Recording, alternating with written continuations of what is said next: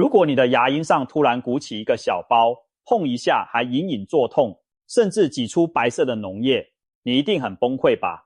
牙龈长脓包到底是什么鬼？很多人第一反应是是不是上火了？戳破它不就好了吗？今天就让我们一次告诉你牙龈脓包的成因和处理方式，用最浅显易懂的方式帮你解除这个口腔小炸弹的隐患。首先，我们要先知道什么是牙龈脓包。简单说，牙龈脓包就是牙龈里出现了一个充满脓液的小肿包，它其实是一场细菌感染引发的小火山。细菌在你的牙龈组织里搞破坏，身体的免疫细胞跟它们大打出手，结果双方阵亡的残骸，也就是脓堆积起来，形成了一个密闭的脓囊。有点恶心，但这就是现实。这颗脓包乍看很小，却暗藏杀机，就像火山在地底下累积岩浆，随时可能喷发。牙龈脓包的症状通常相当明显，牙龈局部会红肿发热，轻轻一碰就疼，有时候还会觉得患处在跳痛，仿佛有个小鼓手在里面咚咚敲鼓。最典型的是牙龈上出现一个白色或黄色的小脓点，看起来像长了一颗青春痘在牙肉上，你可能会闻到嘴里有怪味，因为脓液的味道不太好闻，还可能导致口臭。吃东西时嚼到那一侧会感到刺痛，让人食不下咽。严重的时候细菌感染加剧，甚至可能引发发烧或脸部肿胀，半边脸像肿成了河豚，连张嘴吞咽都变得困难。总之，从轻微不适到剧烈疼痛，牙龈脓包带来的种种折磨都在提醒你，我在这里，赶快管管我。那么问题来了，为什么牙龈会冒出脓包？这背后的元凶说穿了就是两个字：细菌。但细菌是怎么跑进牙龈里大闹天宫的呢？主要可以分为两大路线，我们来抽丝剥茧的看看。第一路线是牙龈本身的问题。想象一下，你平常刷牙马马虎虎，牙齿与牙肉交界的缝隙里藏了一堆牙菌斑和食物残渣。细菌看到这些残渣，就像看到自助餐一样狂吃猛繁殖，在你的牙龈边缘筑起它们的堡垒。日积月累，牙龈被细菌的毒素刺激的红肿发炎，这就是我们常说的牙龈炎。如果再进一步发展，细菌攻击更深，破坏牙周组织和骨头，就变成了牙周病、牙周炎。当牙周病严重时，牙龈和牙齿间会形成深深的牙周囊袋，就像在牙龈里挖出壕沟来。细菌大军躲在壕沟里继续壮大，牙龈组织不断遭残害。终于有一天，身体受不了这场拉锯战，在牙龈上集中火力，化成脓液，想把敌人包起来消灭。于是你的牙龈表面就鼓起了一颗白头粉刺似的小脓包。恭喜，你的牙龈正式长脓包了。这种因牙周感染引起的脓包通常来势又急又猛，伴随牙龈肿胀剧痛，那就是细菌在牙龈上放的烟火警报。第二路线则是牙齿本身的问题。这种情况下，牙龈脓包其实是牙齿深处感染的一个对外窗口。我们的牙齿中间有牙髓腔，里面住着神经和血管。如果你有严重蛀牙一直没治疗，细菌就会顺着蛀洞一路打进牙髓腔，感染你的牙神经，引发牙髓炎。牙髓发炎的痛可不是闹着玩的，那是真真正正牙痛要人命的节奏。剧烈的跳痛常让人坐立难安，而一旦牙髓受到细菌攻陷，细菌大军就会沿着牙根一路杀到牙尖，侵入牙齿根部周围的骨头。接下来在牙根尖部位也开始化脓，形成一个脓肿。我们把这种牙根尖的脓肿称作根尖脓肿，它常常表现为牙龈上长出脓包，但源头其实是在牙根深处。比较有趣也比较危险的是，根尖脓肿有时初期不太痛。为什么呢？因为牙神经被感染后可能坏死，感觉迟钝了，你反而不觉得太痛，只是隐隐胀胀的。很多人一开始可能没察觉，只看到牙龈上长了个包，不痛不痒，还会自己破掉流脓，就误以为没事了。但其实这只是细菌在暗中活动，脓包自行破裂，让脓流出，只能暂时减压，绝不表示问题解决。只要根部感染还在，脓包这个顽皮鬼迟早还会卷土重来。因此，如果你发现牙龈反复在同一处长脓包，千万别大意，那多半是牙根在求救。除了以上两大主因之外，还有一些其他情况也可能导致牙龈长脓包，比如说牙齿外伤也是一个原因。假设你不小心摔了一跤，把牙摔裂了，或者咬到很硬的东西，把牙齿震得严重受伤，牙神经可能慢慢坏死，日后也会滋生细菌，引发根尖脓肿，最终在牙龈上表现为脓包。另外，智齿惹祸的案例也不少见，智齿长一半露个头，牙肉形成个牙肉盖，细菌超爱躲在里面开 party， 最后牙龈肿胀化脓形成脓包，这就是智齿周围脓肿的一种。如果你刚动过牙科手术或拔牙，伤口没有好好清洁或碰上伤口感染，也可能在术后局部形成脓包。还有一种很罕见但不得不提的状况，口腔肿瘤。某些少见的牙龈肿瘤早期看起来像反复不愈的脓包或脓疡，因此如果有一个脓包老是反复在同一个地方出现，怎么治疗都不好，你的牙医可能会考虑做进一步检查，以排除是否有肿瘤等其他疾病的可能。但强调一下，这种情况非常少见，绝大多数牙龈脓包还是细菌感染所引起的牙龈或牙齿问题，大家不必过度恐慌，只要及时找出原因并治疗，就能迎刃而解。听到这里，你大概明白了，牙龈脓包就是细菌搞鬼，要么是牙龈发炎，要么是牙齿深处发炎，或者其他偶发因素。不管哪种，终点都是一样，你的身体和细菌战斗，战场上形成了脓，然后鼓出一个小包。所以重点来了，遇到牙龈脓包到底该怎么办？许多人一紧张就想自己动手处理，最常见的冲动就是拿牙签、针，甚至用手去戳那个脓包，想把脓挤出来。一想到那恼人的脓包被我啪一声戳破，脓流光光，仿佛问题就解决了，是不是很爽？但且慢，千万别这么做。请记住处理牙龈脓包的黄金守则：二、不医药。第一，不要自行戳破，自己动手挤脓包其实风险超大。当你用不干净的针或手去挑破脓包时，表面上脓是流出来了，但新的问题可能跟着来。首先，随便挑开会形成一个开放伤口，细菌反而可能乘虚而入，把原本局限的感染扩大到周围组织，就好比本来敌人被包在城堡里围困，你倒好，亲手炸开一道口子，让敌军四处逃窜，扩散战场，结果可能导致更大的感染，甚至引发蜂窝性组织炎等并发症。这是指细菌跑进皮下组织，引起广泛的严重发炎。其次，脓包的存在其实是在提醒你有根本问题未解决，你把脓挤掉只是除掉了表面的果，但因还在，说不定隔天脓包又卷土重来，而且感染变得更严重。许多患者自行戳破后，伤口更痛更肿，就是因为感染扩大或二次感染。所以记住，无论多心痒手痒，千万别自己戳破脓包。第二，不相信江湖偏方。面对牙龈脓包，民间流传着不少听起来头头是道的土方法。有的人说，在脓包上抹点盐巴消毒杀菌，也有人建议含一口柠檬水可以消炎，甚至还有偏方，什么大蒜水、草药敷在脓包上之类的。老实说，这些偏方听起来很神奇，但大多不可靠，甚至可能适得其反。拿抹盐来说，直接往伤口上撒盐，只会对已经发炎的牙龈造成二次伤害。严厉刺激黏膜，痛上加痛不说，还可能让伤口更难愈合。含柠檬水看似天然，其实高浓度的酸会腐蚀牙齿和刺激伤处，根本治不了感染。还有人想用高度酒精含在嘴里杀菌，但酒精浓度太高也会灼伤黏膜。总之，偏方的共同问题是没有办法彻底清除深部的细菌感染，只是在表面做文章，严重的还可能让情况更糟。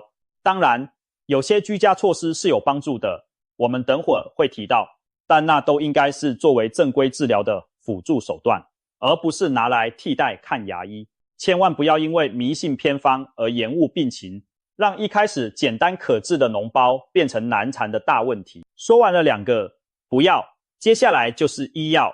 口腔要保持清洁。当牙龈长了脓包，很多人因为疼痛就不太敢刷那一区，生怕一碰就痛，或者刷破脓包。但完全不清洁反而会让细菌更加猖獗。因此，在还没见到牙医之前，基本的口腔清洁还是要持续，每天还是规规矩矩早晚刷牙，但是刷牙的时候要小心绕开脓包本身，避免太大力直接刷破它。你可以选软毛牙刷，动作轻柔一点，把其他健康的部位刷干净，同时搭配使用牙线或牙尖刷，把邻近区域的残渣清除干净，减少细菌养分。刷牙之外，温盐水漱口是个不错的辅助措施。一杯温开水加半小时食盐，轻轻含在嘴里漱一漱。盐水有助于减轻牙龈肿胀，还能稍微抑制细菌。注意是温盐水的漱口，而不是直接拿盐巴猛搓哦。另外，市面上有一些抗菌漱口水，例如含氯己定成分，在牙医指导下使用，也能暂时降低口腔细菌数量。保持口腔清洁可以防止脓包周围的感染扩大，也为后续治疗争取时间。当然，清洁是辅助，不是说靠刷牙漱口就能把脓包刷没了，该看医生还是得看。除了清洁，如果脓包让你疼痛难耐，夜不能眠，可以适当服用1-2颗止痛药，如含布洛芬或对乙酰氨基酚的常见止痛药，来暂时缓解疼痛。但这只能救急，不是长久之计。千万别因为吃了止痛药不痛了，就拖着不去治疗，等药效过了，该痛还是痛。细菌可不会因为止痛药就消失哦。还有，如果发现自己出现发烧、脸部明显肿胀、张口受限或吞咽困难等严重症状，这暗示感染可能已经扩散，务必立刻就医，甚至直接去医院急诊，因为此时可能发生了更可怕的并发症，例如细菌扩散到喉颈部，造成呼吸危险，这可不是闹着玩的。说到就医，很多人关心牙龈脓包看哪一科医生，需要动手术吗？一般来说，牙医就是你的首选对象。绝大多数牙龈脓包问题，寻求专业牙医师的处理都能迎刃而解。如果是牙周问题引起的脓包，牙医，尤其是牙周病专科医师，会针对牙周做治疗。如果是牙齿根部感染引起的脓包，可能会由牙髓根管专科医师处理根管问题。不管怎样，先到离你最近的牙科诊所报到比较实际，让医生评估后再决定后续治疗方案。有些严重的深部脓肿或脸部肿胀情况，牙医可能会转介你去口腔外科或医院的牙科，进行进一步的手术引流或住院治疗，但那是少数极端案例。大多数时候，你走进牙科诊所就能把这脓包给治好，不需要住院。那么牙医看到牙龈脓包会怎么治疗呢？别担心，我们来逐一揭晓牙医的解决清单。引流脓液，这通常是治疗的第一步。如果你的脓包很明显，里面脓很多，牙医会在局部麻醉下，用消毒过的手术刀在脓包上开一个小切口，让里面的脓液流出来，或者牙医用一根细探针在脓包上挑破一个口子，把脓挤出。这个步骤其实很快，可能你还在惧怕紧张时，牙医已经说好了，脓放出来咯。脓一旦排出，紧绷的压力解除，你的疼痛通常会明显缓解，牙龈肿胀也会开始消退。很多人引流完当下就觉得松了一大口气。然而，引流只是治标，暂时把脓排掉，减轻症状，接下来还要治本。针对病因的治疗，这是关键步骤，彻底解决脓包背后的原因。若经牙医检查，脓包是由于牙周感染、牙龈牙周问题引起，那么牙医会进行牙周治疗。简单讲就是给你的牙龈和牙根表面大扫除，把积存的牙菌斑和牙结石刮除干净，有时还需要进行牙周囊袋的清创，甚至翻开牙龈做深层清洁，牙周翻瓣手术才能移除深处的脏东西。透过彻底的清洁和消毒，移除细菌栖身的据点，牙龈才能重新健康愈合。如果脓包是牙齿根部感染导致，那就需要进行根管治疗了。根管治疗俗称抽神经，其实并不是真的把神经抽出来而已，而是牙医会打麻药后，从牙齿上方钻一个小洞，伸细细的器械进入牙髓腔和牙根管，把里面已经腐败、感染的牙髓组织和细菌通通清除干净。接着，牙医会用消毒药水冲洗你的根管，确保没有细菌残留，然后再以充填材料把整个根管密封起来。这样一来，细菌就失去据点，根尖的感染也能逐渐愈合，牙龈上的脓包当然也就不再生长。如果牙齿感染太严重，甚至已经影响到牙根周围骨头无法恢复，或者牙齿本身严重破坏无法保留，那牙医只好拔除换牙。拔牙后把感染源头拿掉，脓包自然也会跟着消失。之后再考虑种牙或假牙修复缺牙的问题。除了牙周治疗和根管治疗，牙医还会检查有无其他特殊原因需要处理。例如之前做过根管治疗但失败了，可能需要重新根管治疗，或称根管再治疗。如果是智齿引起反复发炎长脓包，或许最后的方案是干脆把那颗智齿拔掉，以绝后患。药物治疗，在处置了感染源以后，牙医常会视情况给予药物来帮助康复。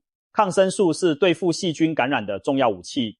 如果牙龈脓包的感染范围较广，肿胀明显，或已有扩散迹象，牙医多半会开抗生素让你回家服用数日，帮助杀灭残余的细菌，防止感染进一步扩散。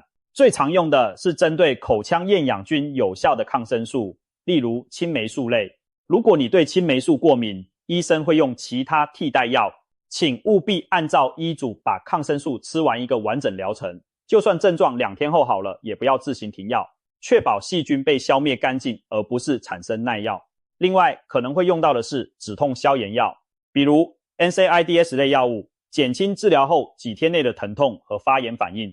牙医可能也会给你开消毒漱口水，例如氯己定漱口水，让你在家辅助清洁口腔，保持伤口清洁。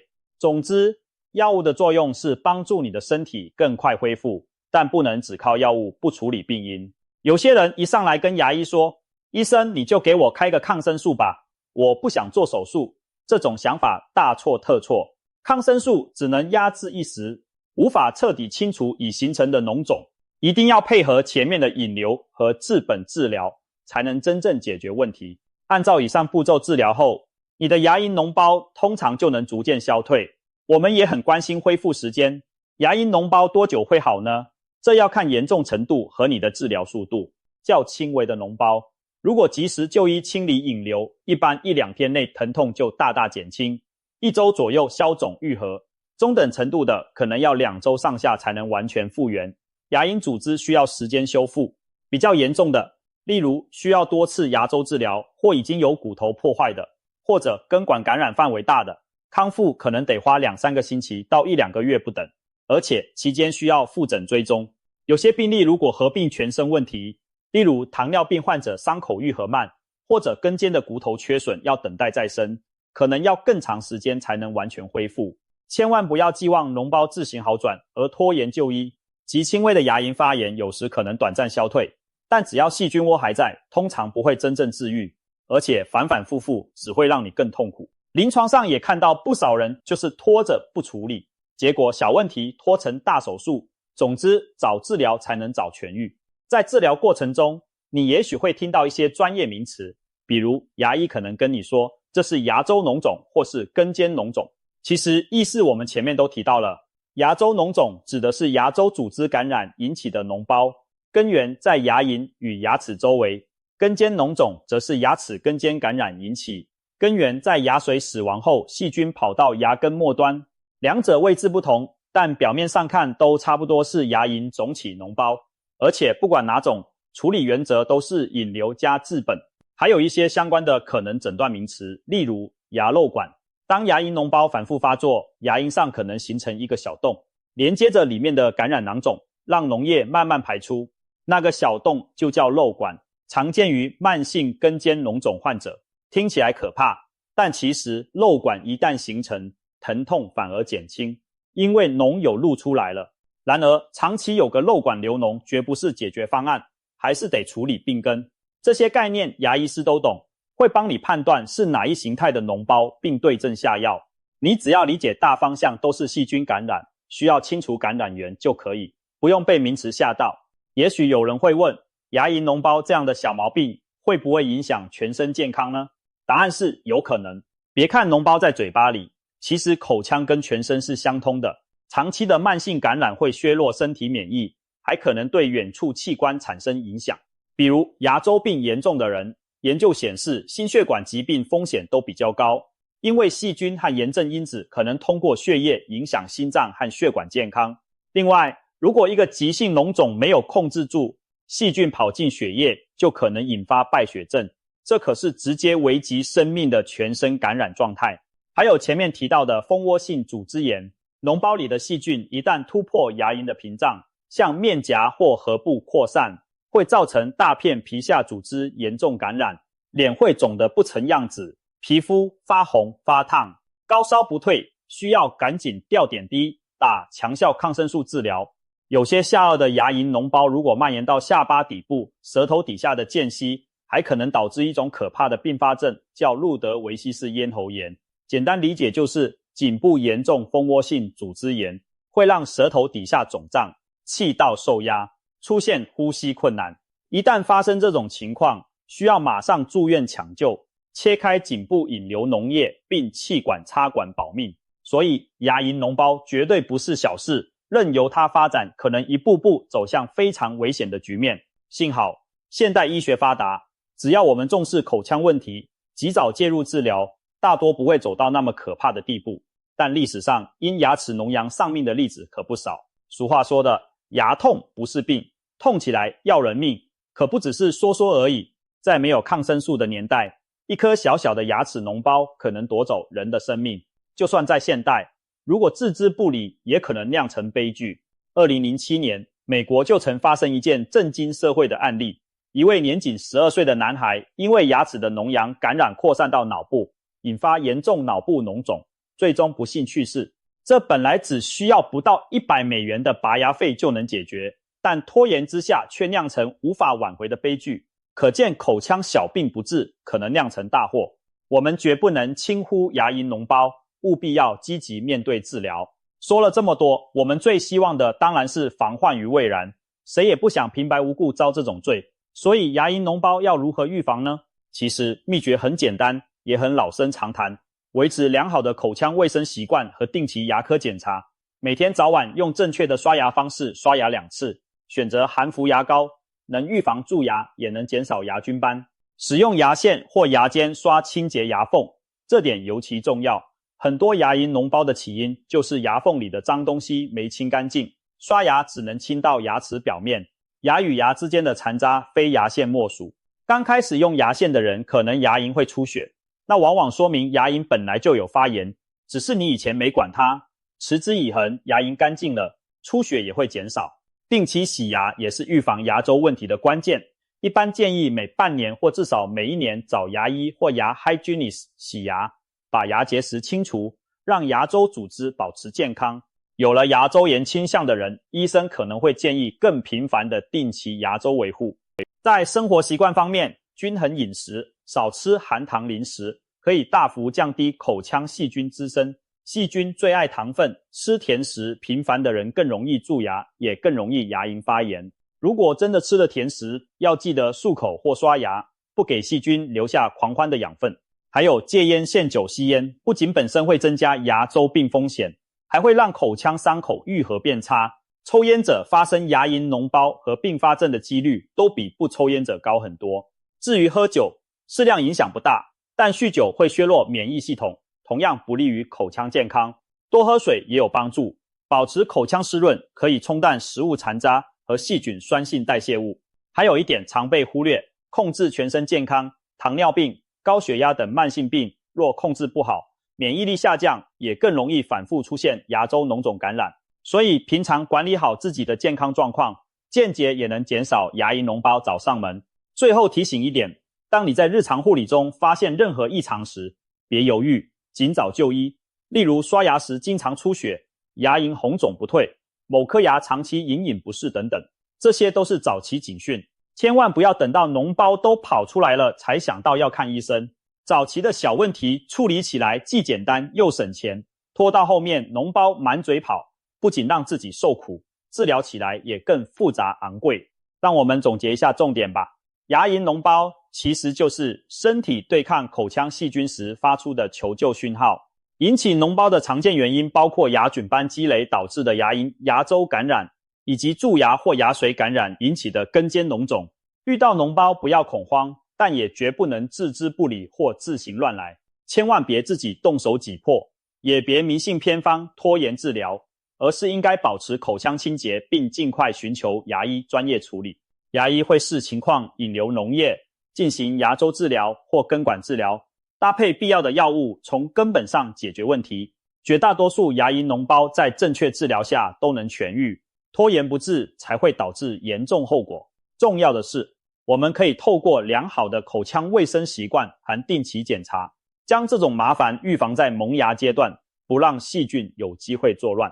牙龈脓包虽小，但折射出我们对自身健康不能掉以轻心的态度。希望今天这番深入又通俗的讲解，能让你对牙龈脓包不再感到束手无策。一旦发现问题，记住这句话：口腔健康从日常清洁开始，出了状况及时就医处理。只有这样，我们才能远离牙龈脓包的烦恼，笑得自信又安心。